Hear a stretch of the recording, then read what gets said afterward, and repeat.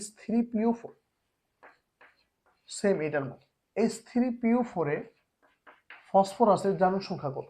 H3PO4 এ ফসফরাসের জারণ সংখ্যা কত? সেম ভাবে দেখেন আমরা লিখি, তাহলে H3PO4 = 0। তাহলে আমি কি করব, এখানে হাইড্রোজেন তাহলে 1, হাইড্রোজেন আছে কয়টা?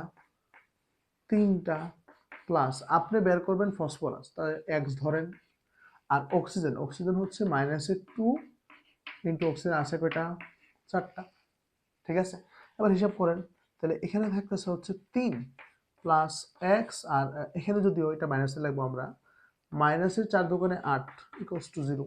এবার হচ্ছে আপনি ওইদিকে কনভার্ট করেন, তাহলে x হবে এই মাইনাসের 8টা ওইদিকে গেলে প্লাসের 8, প্লাসের 3টা ওইদিকে গেলে মাইনাসের। সুতরাং x এর ভ্যালুটা আমার আসছে হচ্ছে 8 থেকে 3 গেলে কত? 5।